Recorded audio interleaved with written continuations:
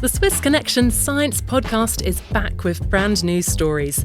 They're all connected by one overarching theme: the climate challenges we face today and the smart solutions that can help us tackle them. This season we're diving into the depths of Swiss lakes, where invasive mussels are threatening the delicate indigenous ecosystem. We'll also travel to the Arctic to discover how ancient ice can reveal vital clues for pioneering climate research. And we'll explore the critical world of the semiconductor industry, looking at its global importance and Switzerland's potential role within it. All this and more is coming soon in the new season of the Swiss Connection Science Podcast.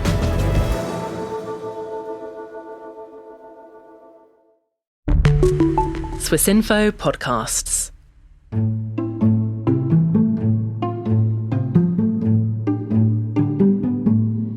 This is Inside Geneva. I'm your host, Imogen Folks, and this is a production from Swissinfo, the international public media company of Switzerland.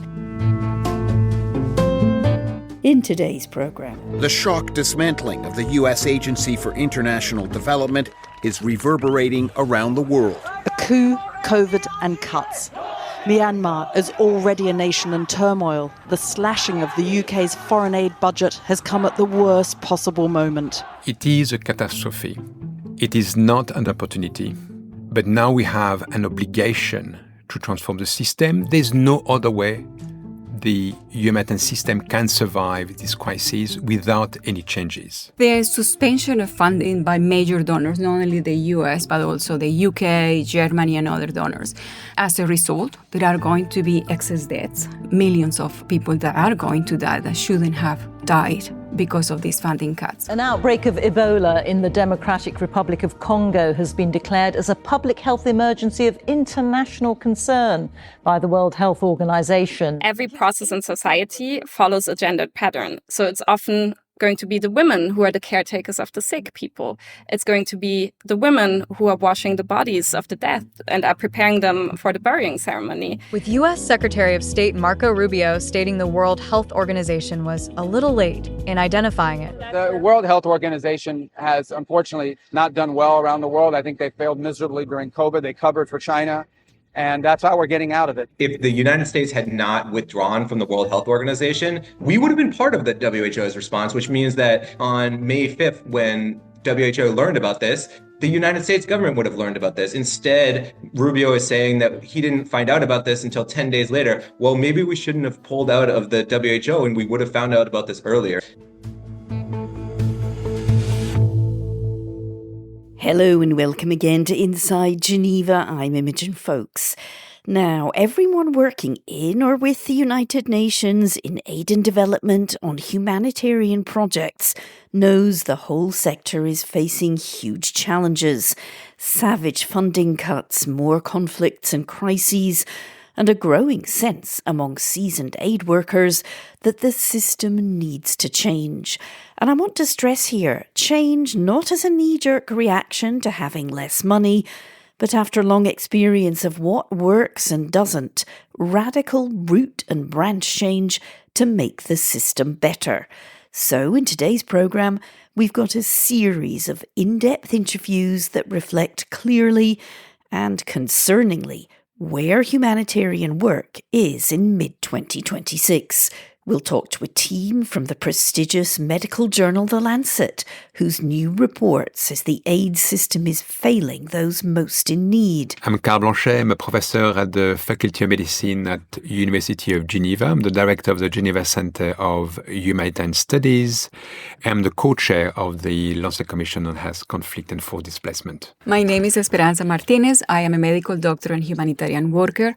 I currently work as a professor at the Australian National University, but my previous work was with the International Committee of the Red Cross in Geneva. And we'll talk to a gender specialist who fears many traditional donor countries are putting conditions on their aid that could be damaging to women. My name is Hannah Reine. I'm a project manager at the International Gender Champions Secretariat. And for an even closer look at what's happening with the traditionally biggest donor of all, We'll talk to a man who had a front row seat as Elon Musk and his Doge team dismantled the United States government's aid and development arm, USAID.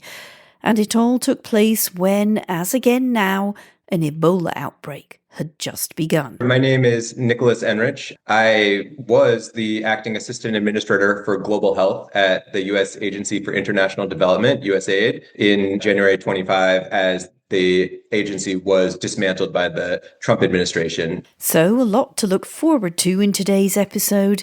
And because we're now seeing one of the most serious Ebola outbreaks in years, we will spend some time looking specifically at that. Is the aid sector fit to cope? And how might the shift in funding and in ideology around aid affect how this outbreak is handled? We'll begin with that new report from The Lancet. In it, Professors Karl Blanchet and Esperanza Martinez conclude that the humanitarian system is failing millions of people.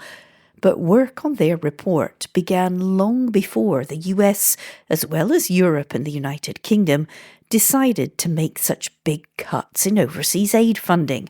So my first question to Karl Blanchet was, has the report missed its moment? This is exactly the right moment to publish this report. We started 2 years ago and we were about to finish in a year from now. We started to accelerate everything because we could see that there were so many changes happening in the world. Gaza, Sudan, end of Syria, and then a new regime, reconstruction, Yemen, the war starting, a lot of public health emergencies, and now we publish that exactly at the heart of an antivirus outbreak and an Ebola outbreak in Uganda and DRC. This is exactly the right time.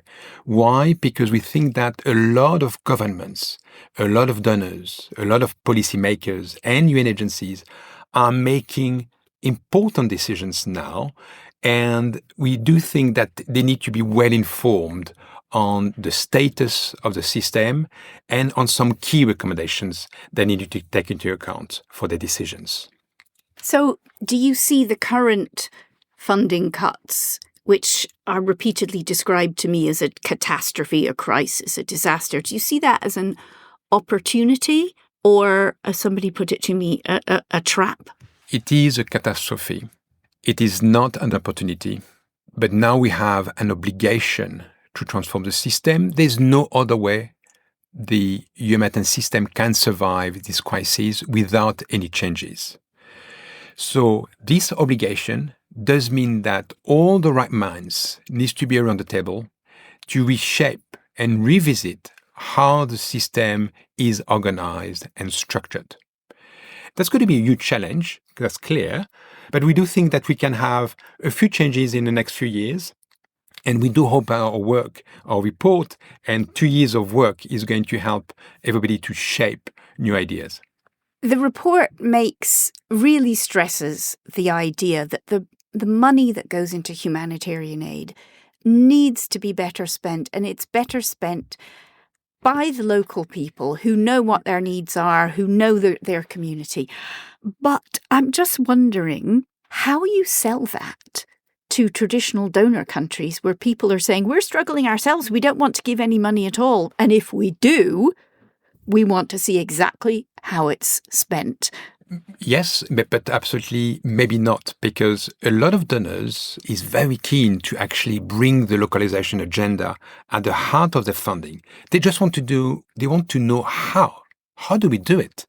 And when we bring in this report this notion of performance of the response and accountability to affected populations, if we put that at the heart of the response, a lot of donors are going to follow. It does mean that a lot of local organizations, NGOs, and so on, will have to be better performant, be more transparent on how they spend the money, and deliver with being accountable to populations. But I trust local actors who come from the community to actually respect more the needs and the voices coming from communities. A couple of examples. One comes from Sudan, where we have the emergency response rooms since 2023. And they have realized that the international response was not responding to the community's needs and was actually very partial because people stayed in a governed state and instead of going to the other side of the front line. So they decided to get organized, to call all the doctors and all the nurses and midwives, and let's get organized. It's very much a community-led organization, and now they receive money from the European Union. They were nominated for the Nobel Peace Prize, and they are highly recognized. We have seen that with the white helmets in Syria as well. So the United Nations at the moment is kind of fighting for its life. I mean, there's a whole school of thought. Again, we look to America, which thinks we just don't need it. People just think maybe the US would actually leave.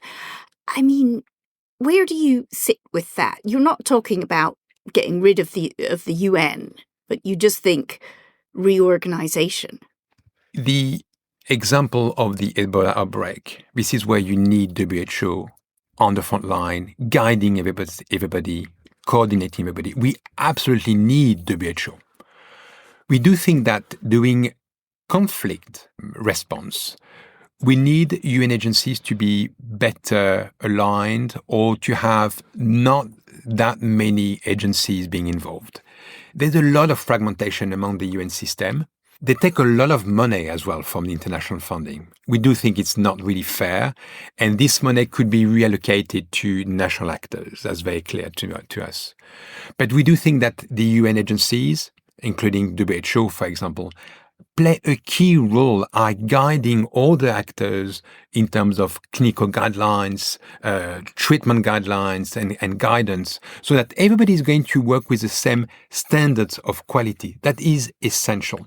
But they will need to be reformed, and we do think. They will need to shrink a little bit. There are too many UN agencies, and for the local systems and local actors, they have no clue who is doing what in the system. So this has to change. So Karl Blanchet advocates big changes in how we deal with aid. More local, more streamlined, less duplication. Some listeners like me may know that those ideas have been around and have come from aid workers themselves even for many years. Blanchet's partner, Esperanza Martinez, agrees that change is long overdue. We know what's wrong, and we have known it for a long, long time, for many years, that the structure was too heavy, that we have duplications in the humanitarian system, that the localization that was agreed and the devolution of power that was agreed in Istanbul in the World Humanitarian Summit hasn't materialized. And so this report actually confirms that we haven't made the progress that was required. At the same time, it identifies concrete ways in which we could advance. For example, if we talk about inverting the power, it's not just localization in the sense of talking about it. It's actually giving the resources and the autonomy and ceding power and decision-making and authority to the communities and to the local actors, who at the end of the day are the first responders. So there are concrete actions in the report that point out of ways where we can use this transformative period, challenging and critical period on the humanitarian sector, to actually move the needle, because we are in a place where we are not meeting the needs of people. I'm going to ask you to focus a little bit on this latest crisis, which is Ebola outbreak, a very serious one, much more serious than ones we've seen in the last few years. How do you kind of square in your head, you want lots of change in the way humanitarian aid is delivered. Right now, we have a crisis where the funding that's available isn't just not possibly meeting the needs. Now, I know you say that the local people are already trying to meet the needs, but this is an area that's had conflict for decades. The national health system is in a very, very difficult situation. The suspension of funding, or the ceasing of funding by major donors, not only the US, but also the UK, Germany, and other donors, happened at a very critical period in the humanitarian sector. And as a result, there are going to be excess deaths, millions of people that are going to die that shouldn't have died because of these funding cuts. Now, when you look at the humanitarian sector and the dependency on a few donors, you say, well, actually, this was a crisis in the making. But no one expected this to be so sudden and so abrupt. However, in situations like DRC, communities are not waiting for the international actors to arrive. Their healthcare workers, their community workers, the communities themselves, they are acting and they are responding. And I think that's where we actually need to identify who is acting, who is legitimate in the eyes of the community, and actually direct the funding directly there. How do you see, though, the current shift towards, you talk about taking geopolitics out of aid, but in fact, it seems to be going in the other direction, and there are many donor countries. The United States is clearly the one that is in the headlines now, which is deciding how it will spend its money based on ideology. We see particularly the removal of programs that target gender or specifically promote women or reproductive health. A crisis like Ebola, you absolutely need to involve the women and probably approach them separately. The fact that those donors are also driving agendas that are against women, against gender inclusion, against certain specific diseases, or are focused on one disease and not on the other, that also was a malaise of the system. That was something that was not working. So we have calls from middle powers to actually have the right conversations. And this is a conversation that is not only about money, it's about principles. Women, people of diverse genders, children, elderly, they also have rights. They have the same right than other communities to health, to protection in situations of armed conflict. And those conversations, we need them to be louder, and we need to be more associated with accountability and with compliance. Moving forward, we need to say, okay, who is actually violating the rights of civilians? Who is actually attacking hospitals and health facilities? And where is the accountability and the responsibility for that? And that is not necessarily related to funding. That is related to leadership and principled leadership. Unfortunately, many listeners may indulge in a cynical smile hearing Martinez appeal for political leadership. A lot of people I talk to think that leadership is pretty thin on the ground nowadays. The UN and other humanitarian actors have been plunged into a cash crisis and into soul-searching about how to go forward. Some are even fighting to survive.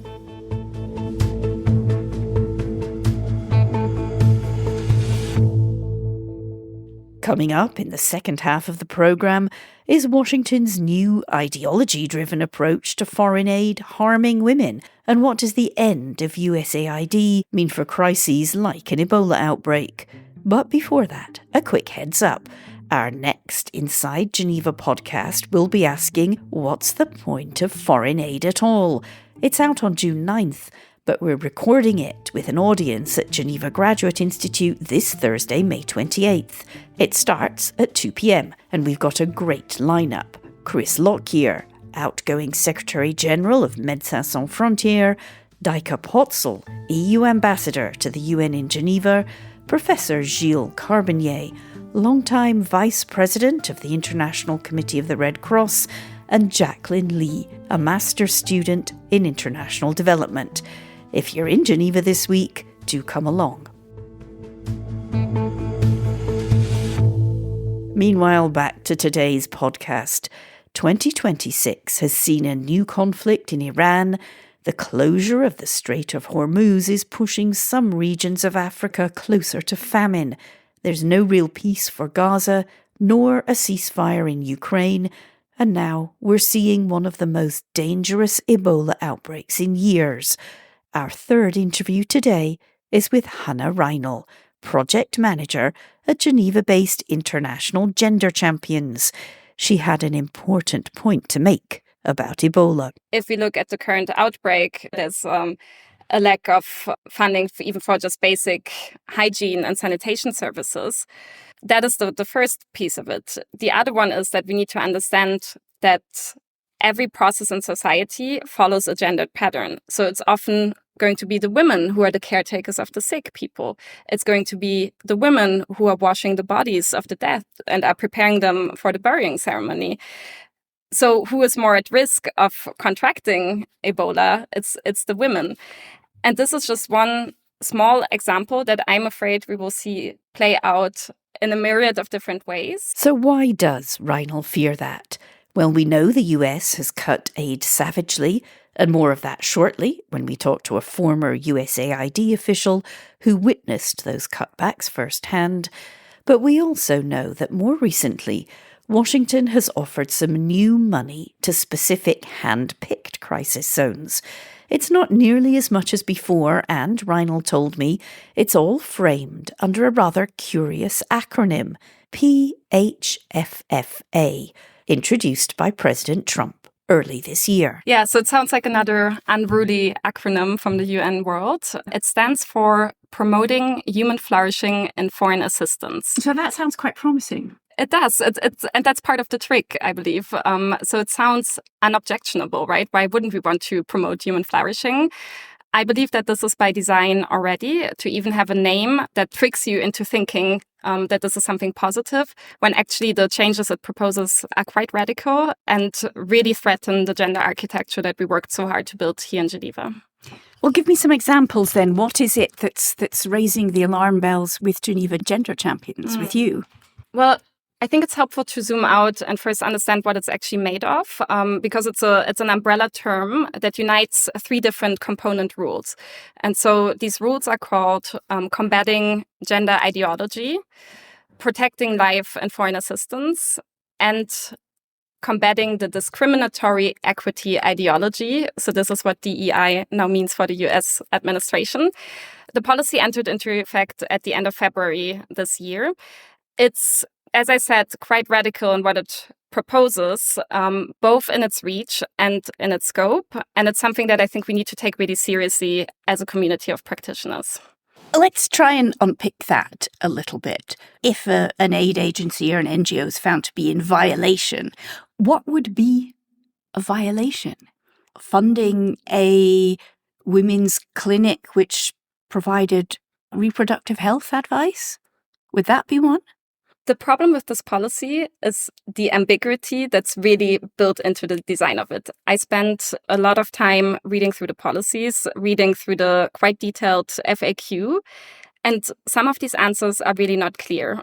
And that, in my opinion, underlines this risk of organizations, for lack of clarity, preferring to rather not touch something at all.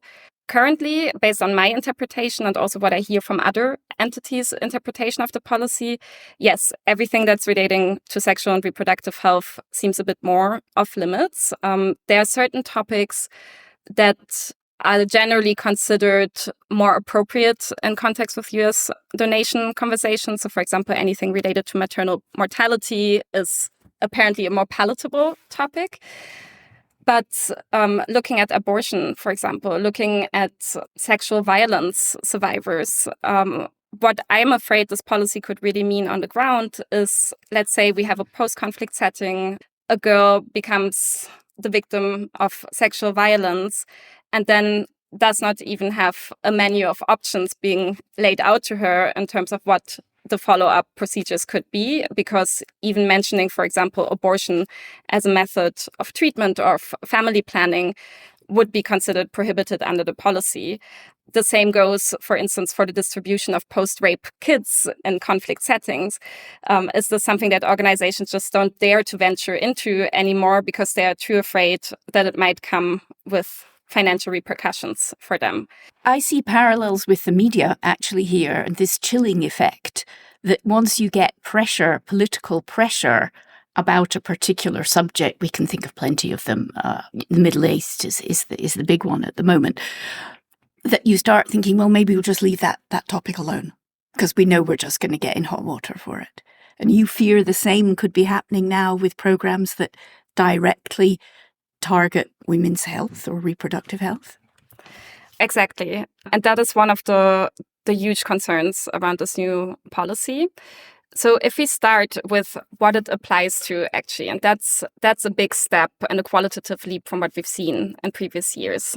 This promoting human flourishing and foreign assistance policy, with all its sweeping prohibitions that it introduces, applies to foreign NGOs, to international and multilateral organizations, to recipient governments, so governments that receive aid directly from the US, and as well to US-based organizations.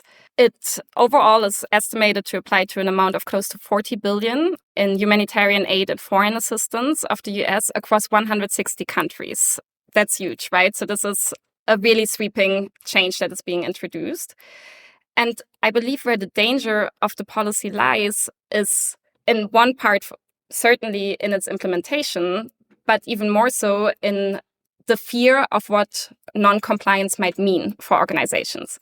Because what this policy spells out is that if you don't act in compliance with the various prohibitions that it introduces, the US will either not give your entity or your recipient state any money, or it even is entitled to remove money that has already been distributed.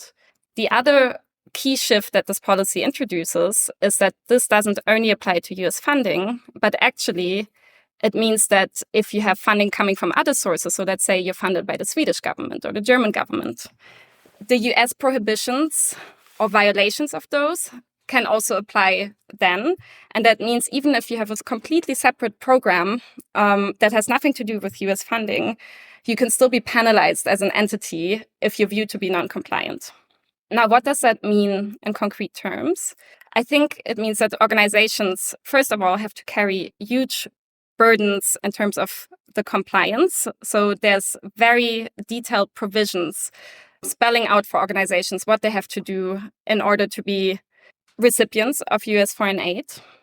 I believe that it means that organizations are likely to become more careful on how they use other donors' money, and that there will be a leap towards trying to avoid that financial risk at all costs by rather not touching the topic at all. What Hannah Reinl is outlining there sounds a very long way from humanitarian aid's fundamental principles of impartiality and neutrality based on need. What will that mean for a crisis like Ebola? Our final interview today takes us behind the scenes in Washington in early 2025 when Elon Musk and his Department of Government Efficiency, or DOGE, were dismantling USAID. Nicholas Enrich has written a whole book about that called Into the Wood Chipper, and we'll be discussing that at length with him in our Inside Geneva Books to Make You Think episode out on June 23rd. For now, let's hear from him what it was like in early 2025 to work in global health at USAID while the department was being dismantled and an Ebola outbreak was taking place then too. It was absolutely terrifying. First of all, I should say that I was totally unqualified to be in charge of dealing with this. I was promoted to be the head of global health only when DOGE had illegitimately pushed my boss and the 60 other most senior leaders at USAID onto administrative leave. All of our programs were frozen. We weren't allowed to communicate with anyone. Our leadership had been decapitated. The new political leadership did not care and had no interest in dealing with this. And this was the situation I was finding myself in dealing with my first Ebola outbreak from a position of responsibility. I mean, there's no other way to describe it than just fear and terror from my side of knowing that we were failing to respond. And I knew we wouldn't be able to put the robust response in place that USA is usually able to muster. But we even tried to get them to do things like screening at airports for passengers who were traveling on international flights to make sure they didn't have symptoms of Ebola before getting on airplanes.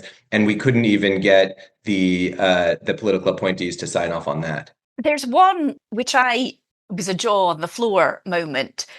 The DOGE team, when you said there is this outbreak, we have actually committed to sending PPE, protective equipment.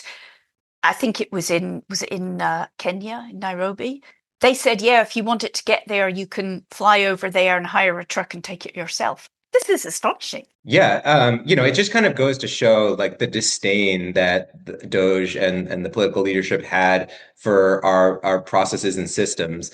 We had an outbreak response team that knew exactly how to respond to an Ebola outbreak because they've done it before. And all of those systems broke down. And it came to angry people who didn't understand what was happening, just kind of like slamming the table and wondering how they could do things differently. The problem was they didn't want us to access the PPE that the US government had already paid for because it was being stored in a warehouse that was operated by the World Health Organization, which they were in the process of withdrawing from.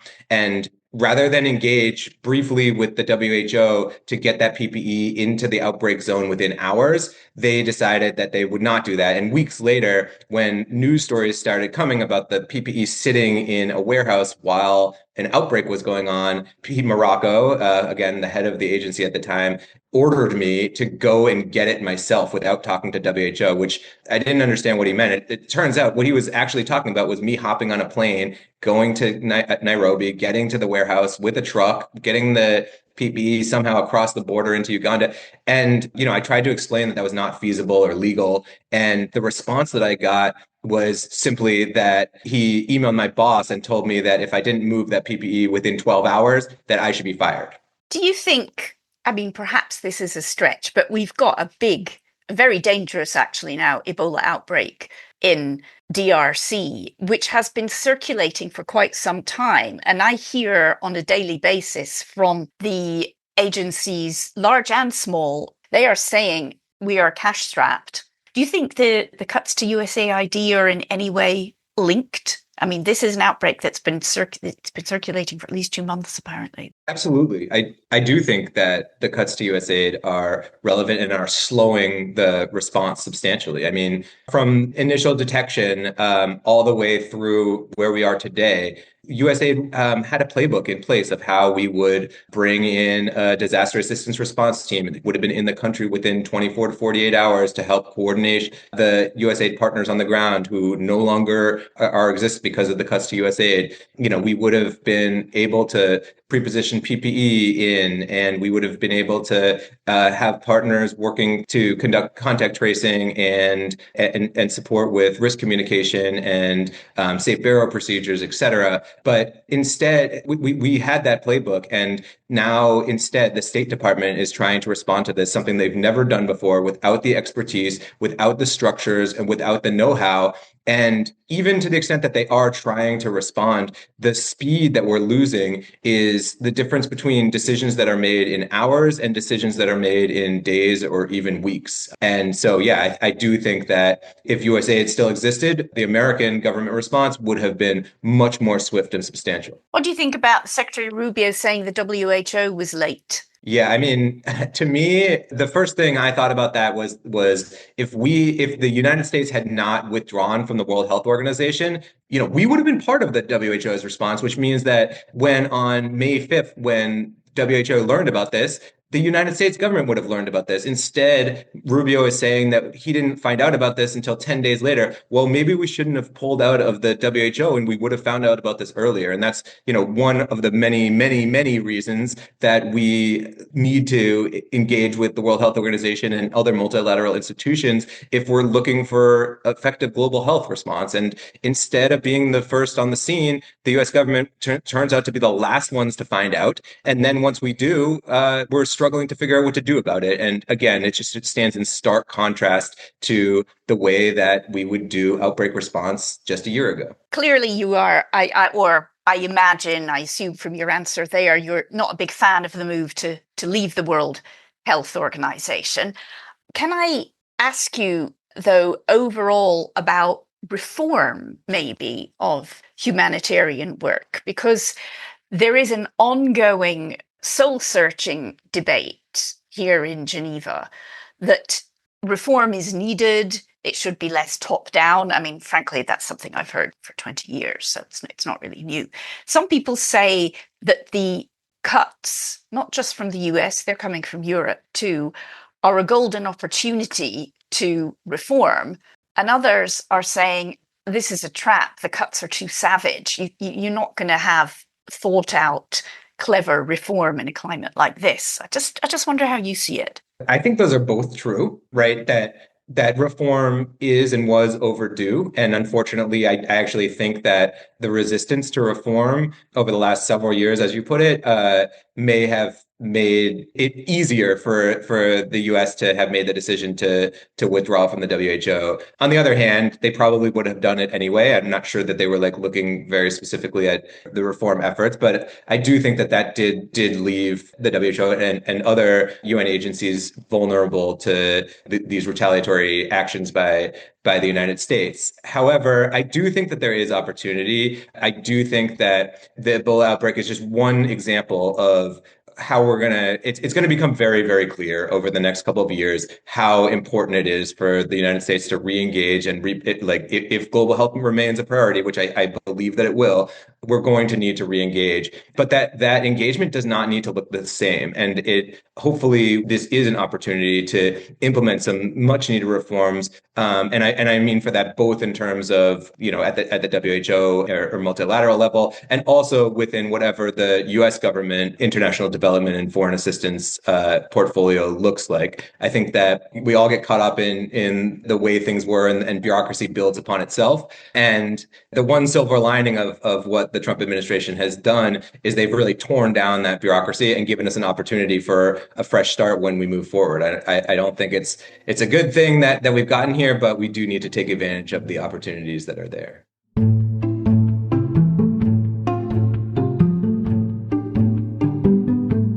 And that brings us to the end of this edition of Inside Geneva. My thanks to Karl Blanchet, Esperanza Martinez, Hannah Reinl and Nicholas Enrich for their time.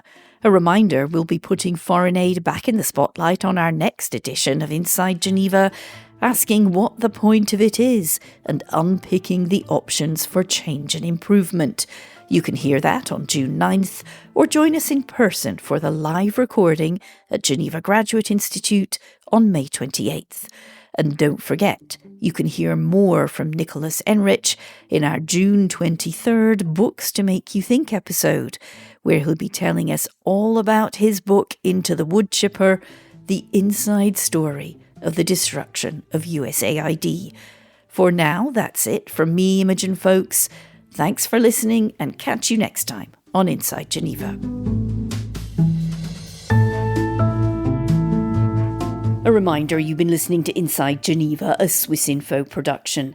You can subscribe to us and review us wherever you get your podcasts.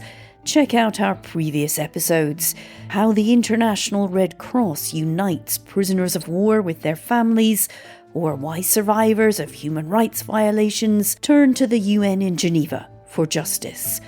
I'm Imogen Folks. Thanks again for listening.